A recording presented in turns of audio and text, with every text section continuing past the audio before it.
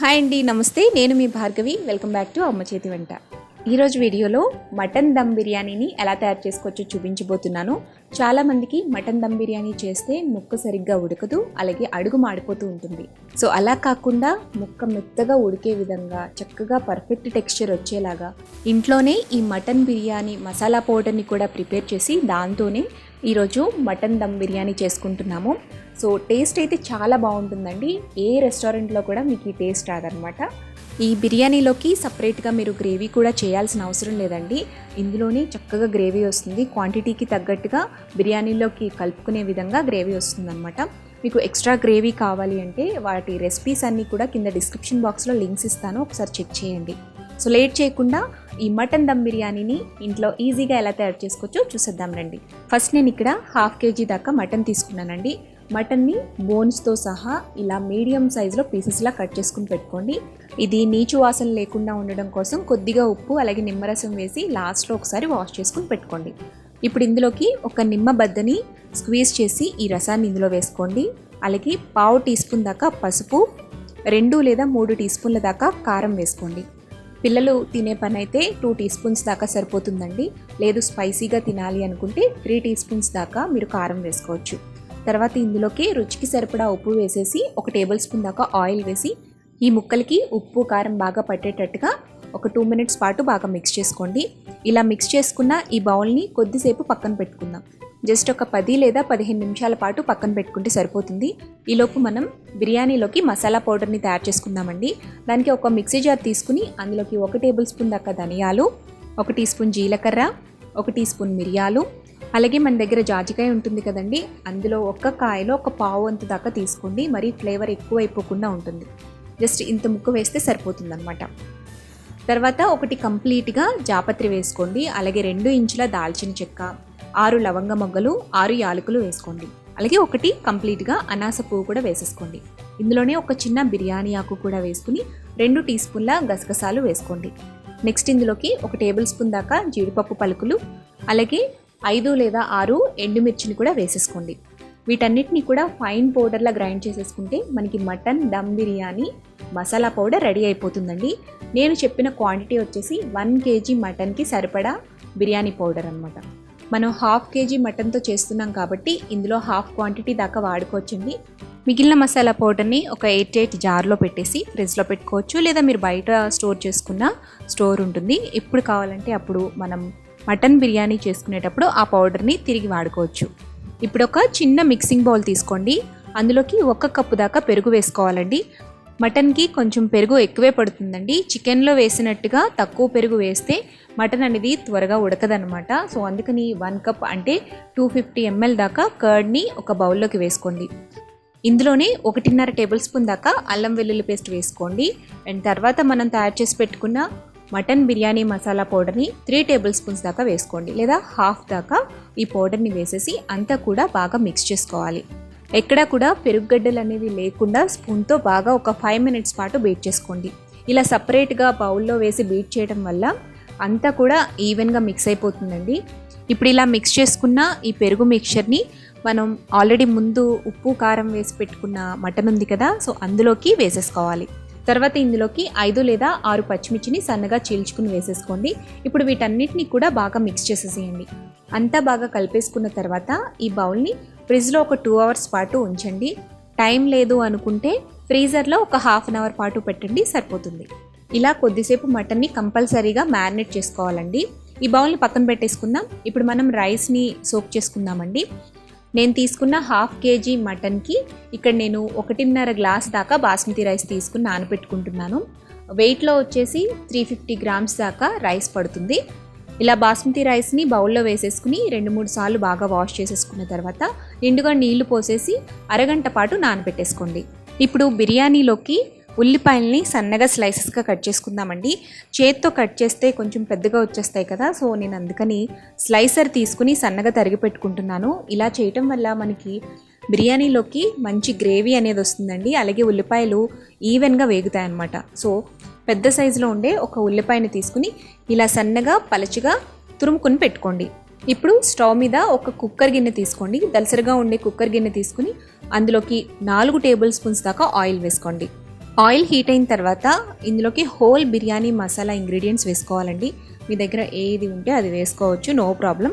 అన్నీ కూడా 1 లేదా 2 వేసుకోండి, సరిపోతుంది. ఇవి కొద్దిగా ఫ్రై చేసిన తర్వాత ఇందులోకి మనం సన్నగా తరిగి పెట్టుకున్న ఉల్లి తరుగుని వేసేసుకోవాలి. ఉల్లిపాయలు మొత్తం వేసేసేయండి. మొత్తం వేసేసి గోల్డెన్ బ్రౌన్ కలర్ వచ్చేంత వరకు కూడా కొద్దిగా సాల్ట్ని స్ప్రింకిల్ చేసి ఫ్రై చేసుకోండి.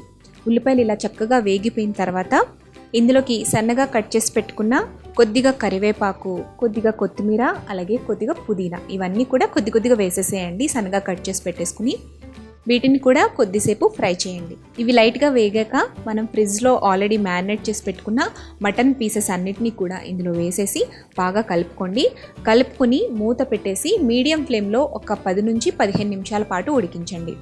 ఈ ముక్కలు అనేవి కొద్దిగా సాఫ్ట్గా అవుతాయి, అలాగే గ్రేవీ కూడా వస్తుంది కదా.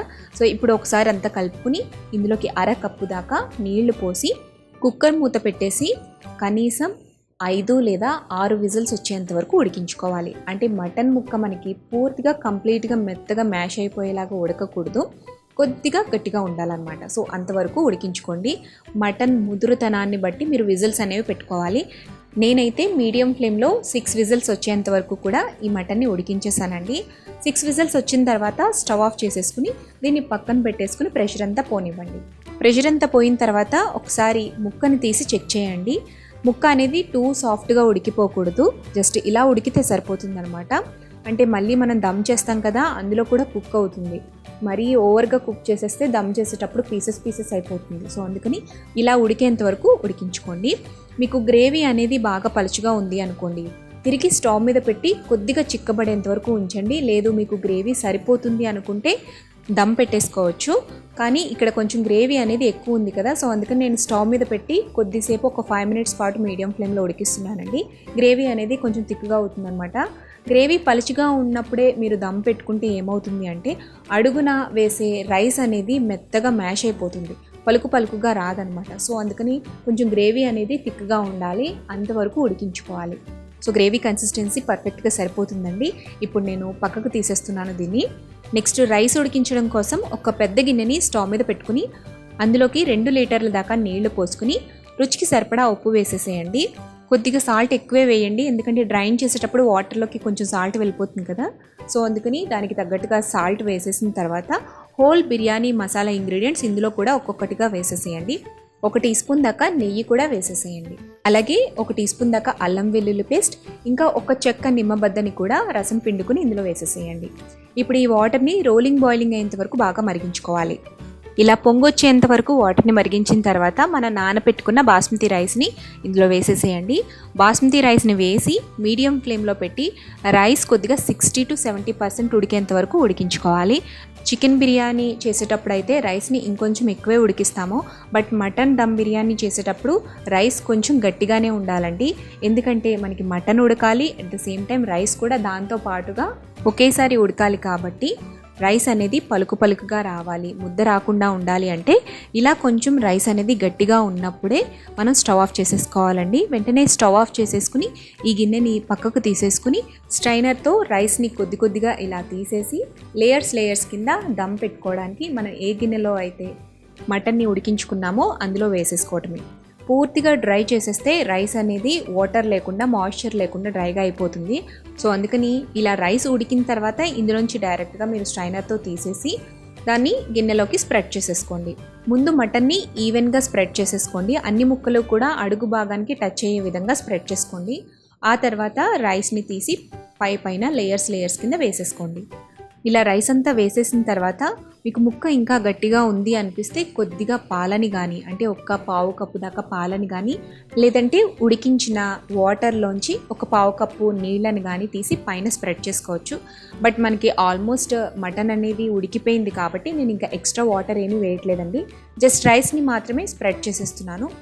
ఇలా రైస్ని ఈవెన్గా పరిచేసుకున్న తర్వాత దీనిపైన సన్నగా తరిగి పెట్టుకున్న పుదీనా తరుగు, అలాగే కొత్తిమీర తరుగు వేసుకోండి.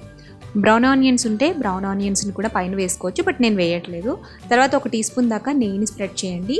అలాగే ఎల్లో ఫుడ్ కలర్ని కూడా వేస్తున్నాను. కుంకుమ పువ్వుని పాలల్లో నానబెట్టుకుని కూడా దీనిపైన స్ప్రెడ్ చేయొచ్చు. తర్వాత ఇందులోకి ముఖ్యంగా 1 లేదా 2 టీ స్పూన్ల దాకా రోజ్ వాటర్ని వేసుకోవాలండి. మంచి ఫ్లేవర్ అనేది వస్తుందన్నమాట. లాస్ట్లో ఫైనల్గా మనం తయారు చేసి పెట్టుకున్న మసాలా పౌడర్ని 1 టీ స్పూన్ దాకా స్ప్రింకిల్ చేసుకోండి. తర్వాత దీనిపైన ఒక సిల్వర్ ఫాయిల్ని టైట్గా అంచులమ్మట బాగా ఫోల్డ్ చేసేసేయండి. అలాగే టైట్గా ఉండే ఒక గ్లాస్ లిడ్ని పెట్టేస్తే బరువు ఉంటుంది కాబట్టి ప్రెషర్ అనేది ఎక్కడా పోకుండా ఉంటుంది. ఇలా కాకుండా మీరు నార్మల్గా అల్యూమినియం గిన్నెలో కనుక దమ్ చేసుకోవాలి అనుకుంటే పైన గోధుమ పిండిని పెట్టేసి మూతని స్టిక్ చేసేసేయండి, సరిపోతుంది.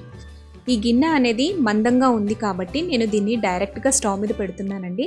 లేదు మీరు కొంచెం పలచటి గిన్నె యూజ్ చేసినట్లయితే ఫస్ట్ స్టవ్ మీద పెనాన్ని పెట్టి దానిపైన గిన్నెను పెట్టుకోండి. సో ఇలా స్టవ్ మీద పెట్టేసుకున్న తర్వాత ఫస్ట్ మీడియం ఫ్లేమ్లో ఒక 5 నిమిషాల పాటు ఉడికించండి. ఆ తర్వాత మంటని లో ఫ్లేమ్లోకి టర్న్ చేసుకుని 15 to 20 మినిట్స్ పాటు లో ఫ్లేమ్లోనే నిదానంగా దమ్ చేసుకోండి. మనం ఆల్రెడీ మటన్ని ఉడికించేసాం కాబట్టి ఎక్కువసేపు కుక్ చేయాల్సిన అవసరం లేదండి.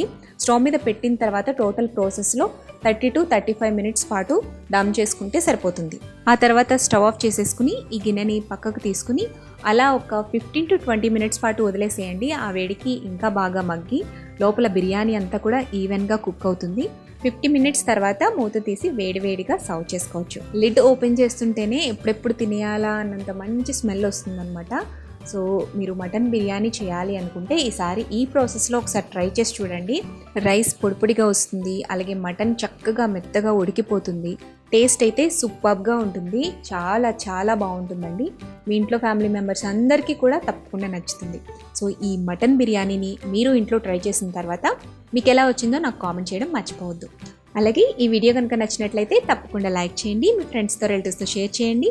మరిన్ని టేస్టీ సింపుల్ క్విక్ రెసిపీస్ కోసం అమ్మ చేతి వంట ఛానల్ని సబ్స్క్రైబ్ చేసుకోండి.